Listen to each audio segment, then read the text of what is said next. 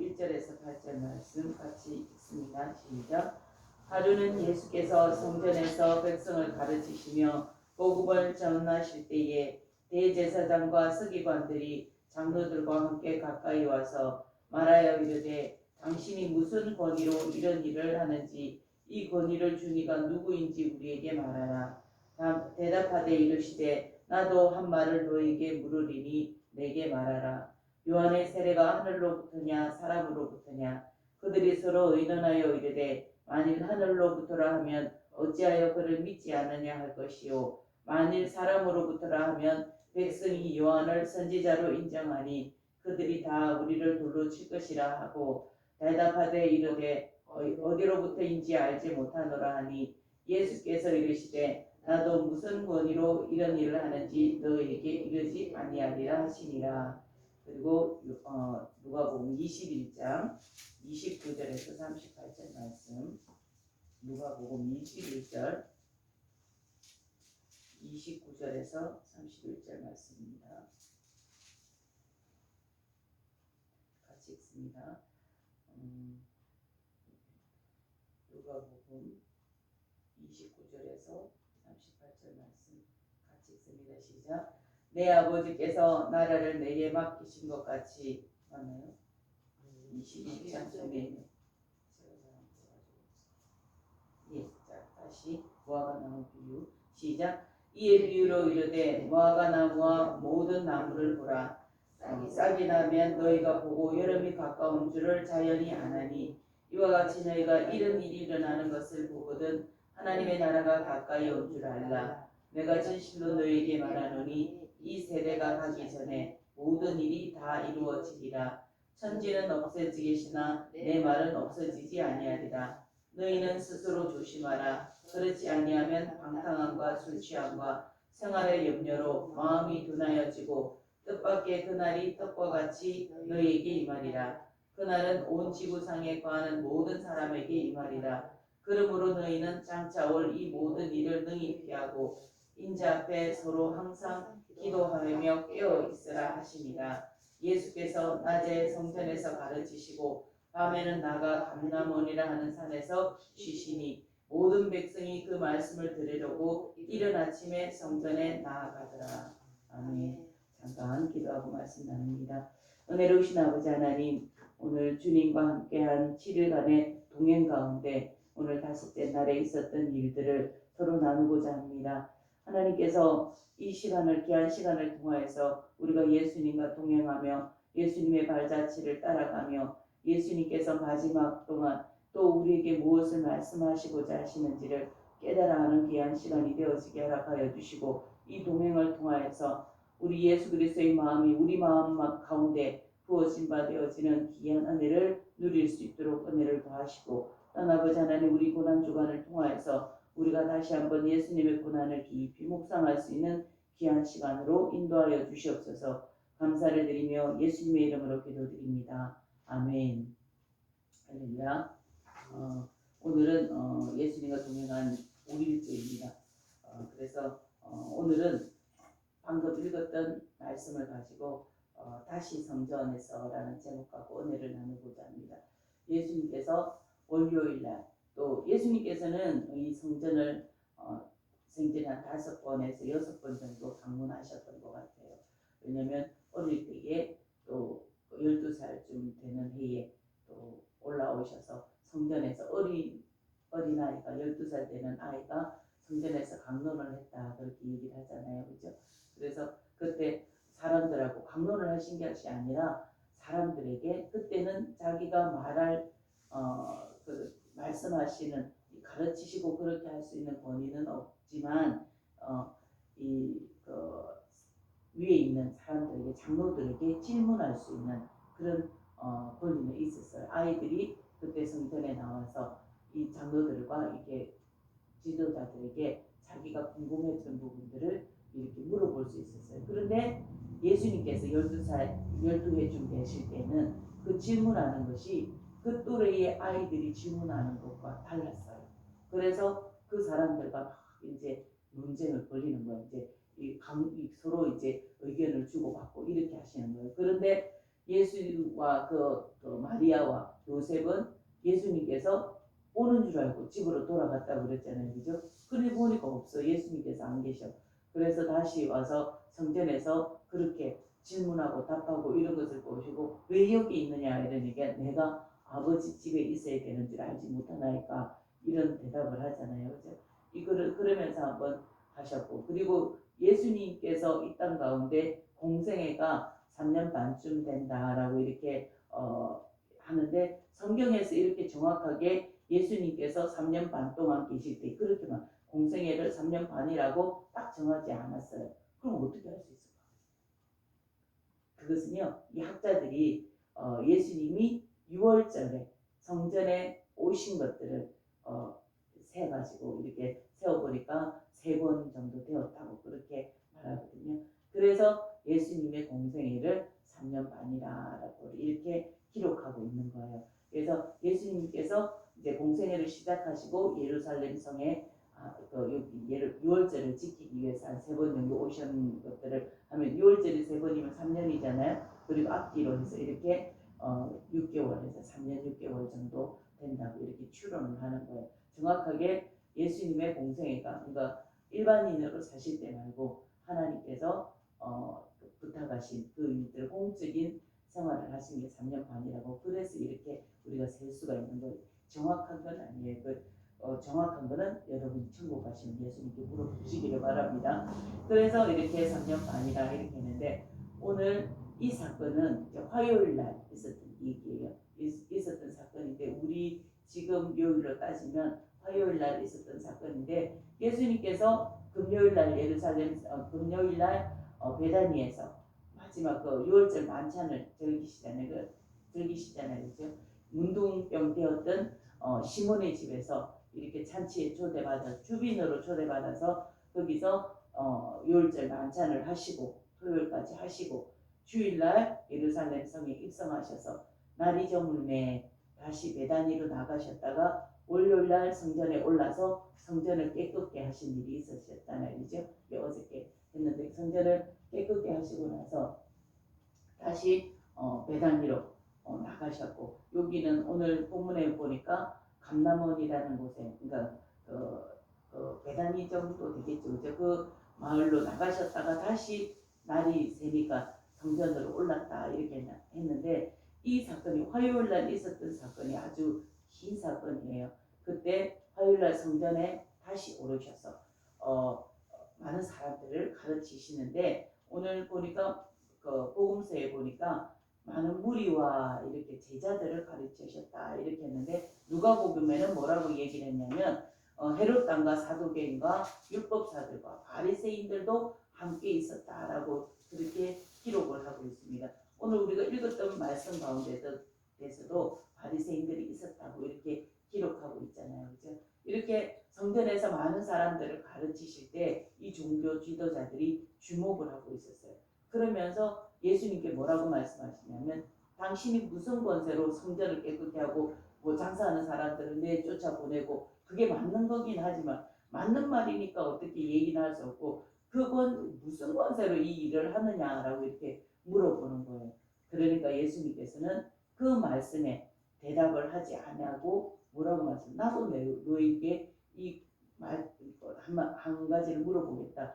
요한의 세례가 요한이 이렇게 세례를 받은 것이 누구의 권세로부터 왔느냐 이렇게 물어보니까 고민을 하게 됩니다. 왜 고민을 하게 되냐면 오늘 본문에 보니까 이 하늘로부터 왔다고 하면 왜 그를 믿지 않느냐 이렇게 할 것이고 만약에 또 사람으로 왔다고 하면 사람들이 돌로 칠 거라는 거죠. 자기들이. 그래서 이 대답도 하지 못하고 저 대답도 하지 못하니까 일부러 대답을 회피하면서 무슨 권세로 왔는지 다 알죠. 사람들이 다 알기 때문에 무슨 권세로 왔는지 다 알지만 일부러 그 대답을 회피하는 거예요. 모른다. 우리는 무슨 권세로 왔는지 모른다. 그러니까 예수님이 너희들이 그것도 대답을 하지 못해서 나도 너에게 대답하지 않겠다는 거예요. 이것은 무슨 말이냐면 내가 정확하게 얘기해도 너희들이 받아들이지 아니할 것이고 또 이것을 인정하지 않을 것이기 때문에 내가 굳이 대답하지 않겠다. 그런 말씀인 거예요. 그리고 이어서 계속 그들은 이것에 입을 예수님께서 그 우문에 어리석은 질문에 이 현답으로 이 답을 하시잖아요. 그죠? 현명하게 답을 하시니까 그들이 입을 열어서 다시 그것에 대해서 재론하지 못하는 거예요. 그런데 오늘 또 말씀해 보니까 그들이 그것만 끝난 것이 아니에요. 오늘 본문에는 나와 있지 않지만 이 화요일 날 그 많은 사람들과 강론을 벌이시고 또 이렇게 서로 이렇게 논쟁을 하시는 것들을 볼 수 있는데 그들은 예수님을 어떻게 해서든지 올무에 걸기 위해서 또 다른 질문들을 많이 하고 있는 것을 우리가 볼 수 있습니다. 그들은 계속해서 납세의 문제를 들고 말을 하고 또 부활의 문제를 들고 얘기를 하고 계명의 문제들을 계속 예수님께 이렇게 질문을 던지면서 화상 공세를 하는 것을 우리가 볼 수 있습니다. 이 납세의 문제 같은 경우에는 거기에 헤롯 땅도 있었다고 그렇게 다른 복음서에 기록하고 있거든요. 이 헤롯 땅이라는 것은 정치적인 세력과 결탁해서 그때 로마의 세력과 결탁을 해서 이렇게 성전에 거하는 그런 기득권을 가진 자들입니다. 그 사람들이 이 우리가 세금을 바치는데 가이사에게 바치는 것이 옳으냐 이렇게 물어보는 거예요. 그러니까 예수님께서 뭐라고 말씀하시냐면 그들의 그런 질문 가운데 예수님 이미 그들이 왜 이 질문을 하는지에 대해서 다 알고 계시잖아요. 그래서 뭐라고 말씀하시냐면 가이사의 것은 가이사에게 하나님의 것은 하나님께 돌려라. 이렇게 하니까 더 이상 물을 말이 없는 거예요. 그리고 또 그 가운데서 부활이 없다고 하는 자들이 사두개인들이거든요. 이 사두개파도 역시 한 종파, 유대 종파의 한 종파인데 이들이 이제 완전히 정치 세력과 이렇게 결탁해서 그때 당시에 예수님 당시에 성전을 장악하고 있던 세력이 바로 이 사두개파입니다. 이 사두개파가 물어보는 거예요. 그럼 한 부인이 있는데 이 우리 계대 결혼으로 그 밑에 동생이 또 결혼하고 또 밑에 동생이 결혼하고 막내까지 이렇게 결혼했는데 죽으면 이 사람 누구의 아내가 되겠느냐 이렇게 물어보는 거예요. 그거는 이제 부활에 대해서 또 이런 율법적인 문제에 대해서 예수님을 곤란하게 만들려고 하잖아요.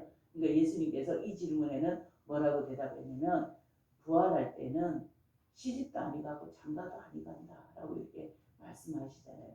그러면서 부활할 때는 우리가 신령한 몸으로 부활해서 하나님과 함께 하게 된다고 이렇게 그들에게 대답하는 것을 볼 수 있다는 것입니다. 그리고 계명의 문제를 들고 나오면서 그 사람들이 예수님이 그리스도 예수님께서 이렇게 얘기를 하면 너희들이 그렇게 율법을 좋아하니까 내가 질문을 하겠다. 왜 그들은 그리스도가 다윗의 자손이라고 후손이라고 가르치느냐 이렇게 물어보는 거예요.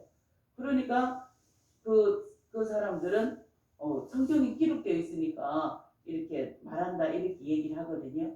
그러니까 예수님께서는 무슨 말씀을 하시냐면 그때 시편의 말씀을 인용하시면 시편 110편 1절의 말씀을 인용하시면서 다윗이 성령에 감동되어 친히 말하되 주께서 내 주께 이르되 내가 원수의 내 발 아래 둘 때까지 내 우편에 앉아 있으라 하였느니라 라고 이렇게 이 시편 110편 1절 말씀을 인용하시면서 다윗이 그리스도를 주라 하였는데 어찌 예수님이 그리스도가 다윗의 자손이 되겠느냐 이렇게 말씀하시니까 사람들이 그 말씀을 너무 통쾌하게 듣더라는 거예요. 그래서 그들이 가르치는 것이 잘못되었다고 이렇게 얘기를 하는 사실은 그 다윗의 그 혈통을 이어받아서 온 것은 우리를 이해시키기 위해서 그렇게 다윗의 혈통을 통해서 이렇게 오신 것이지 진짜로 다윗의 혈통을 받아서 온 것은 아니잖아요. 그죠? 예수님은 성령으로 잉태되신 분이기 때문에 혈통상으로는 사실은 요셉 다윗의 혈통은 아니시죠. 그런데 계보상을 우리 인간의 이해시키기 위해서 다윗의 후손으로 오신다라고 이렇게 말하고 있을 뿐이죠. 이렇게 말씀을 하시니까 사람들이 이 말씀을 통쾌하게 듣더라라고 이렇게 기록하고 있다는 것입니다. 그리고 예수님은 이 많은 강론들 가운데 또 이제 예수님의 마지막이 가까웠잖아요. 그죠? 마지막이 가까웠는데 헌금통 옆에 앉으셔서 사람들이 어떻게 헌금을 하는가에 대해서 지켜보고 계셨다는 것이죠.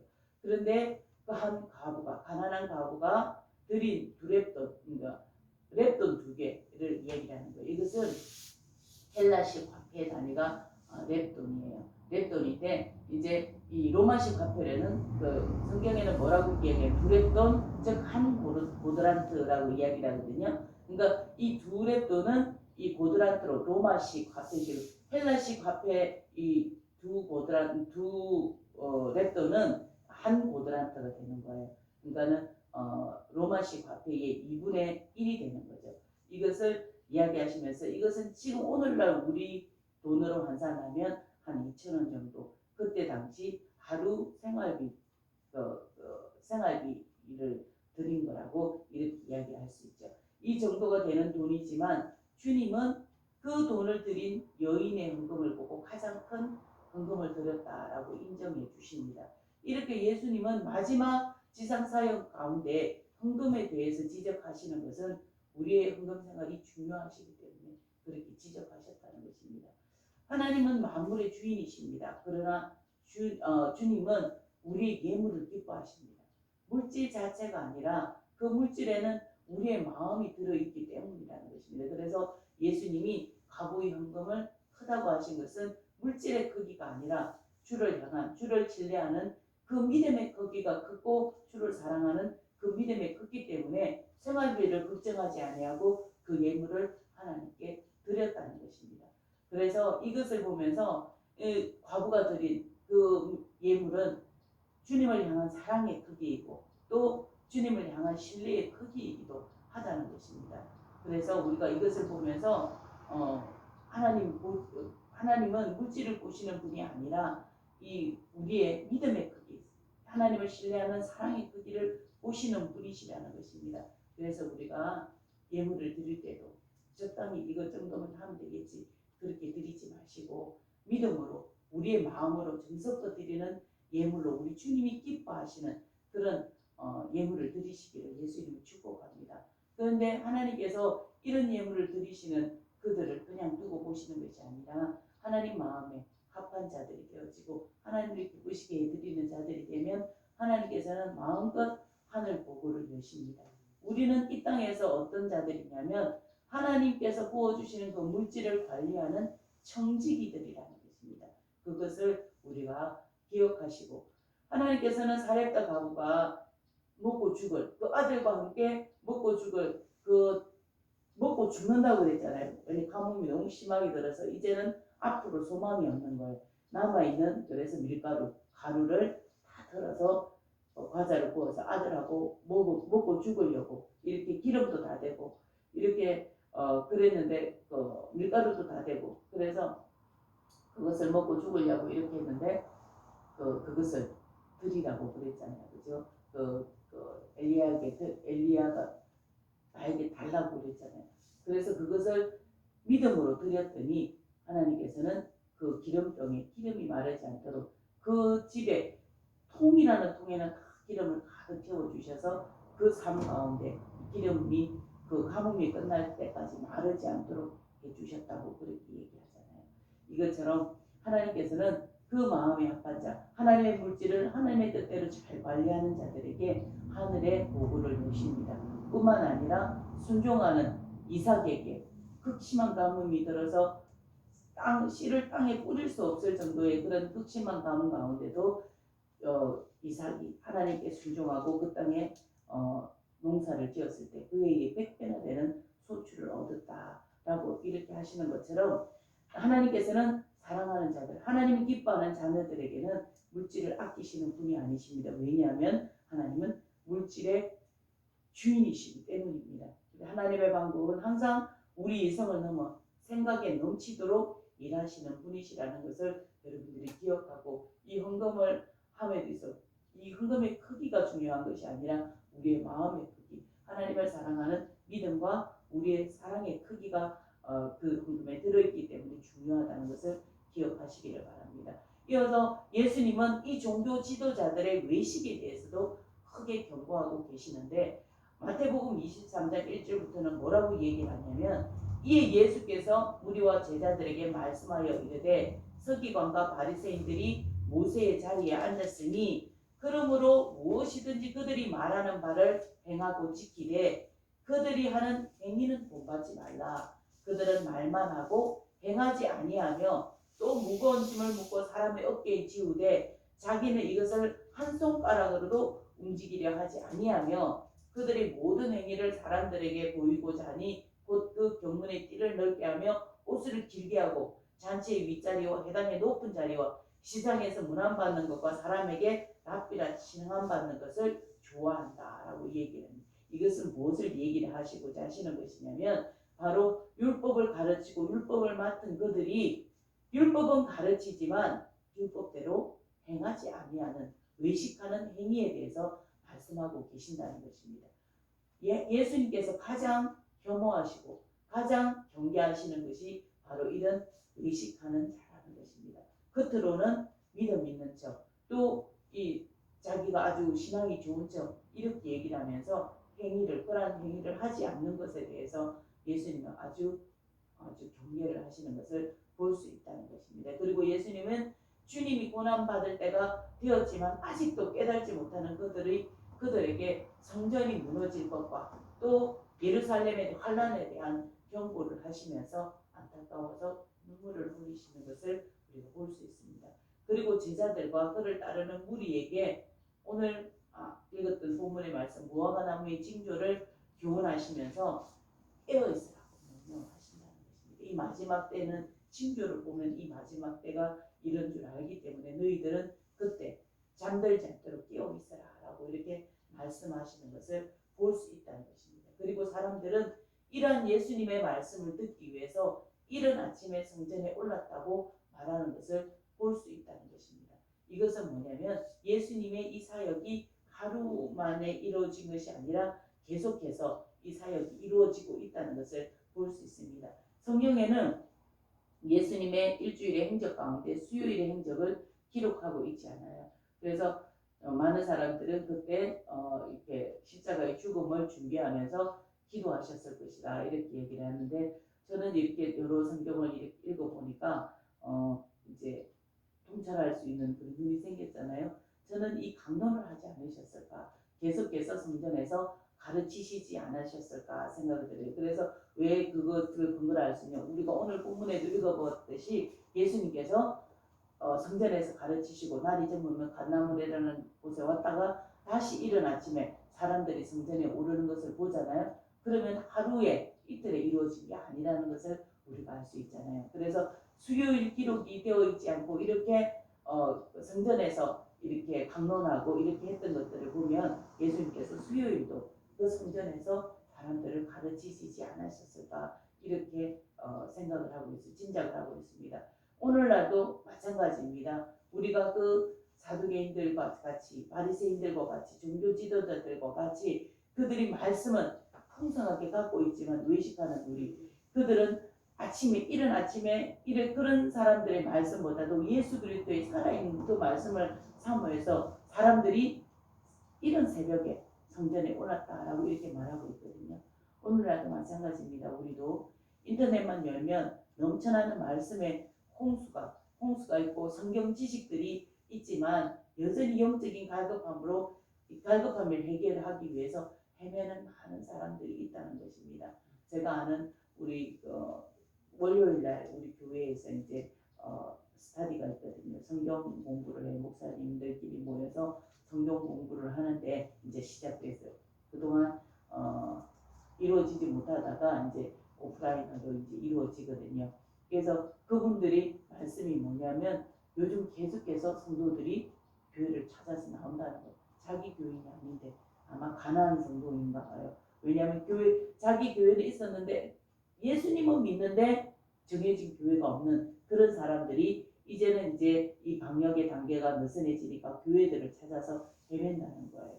그리고 그들이 이 교회를 찾을 때 이전과 같이 그러한 마음으로 교회를 찾는 것이 아니라 편안하게 신앙생활 할 때를 찾는 것이 아니라 개척교회이지만 깨어있는 교회, 기도하는 교회, 말씀을 양육하는 교회를 찾아다닌다는 것입니다. 이렇게 세상이 힘들고 피곤한 세상이지만 기도하기를 원하고 또 넘치는 지식들이 있지만 하나님의 더 알고자 하는 사람들이 말씀을 찾고 있다는 것입니다. 그래서 요즘 기도하는 교회에 사람이 모이고 하나님의 말씀을, 살아있는 하나님의 말씀을, 바른 복음을 선포하는 곳으로 성도들이 모이고 있다는 것입니다. 이것을 보면 마지막 추수 때인 것은 분명하다는 것입니다.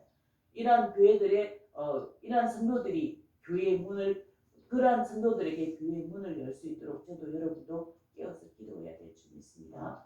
오늘 말씀을 통해서 임박한 마지막 때를 살고 있는 우리가 무엇을 추구해야 하고 무엇을 경계해야 되는지를 예수님의 지상 마지막 사역 행적을 통해서 우리는 들을 수 있었습니다.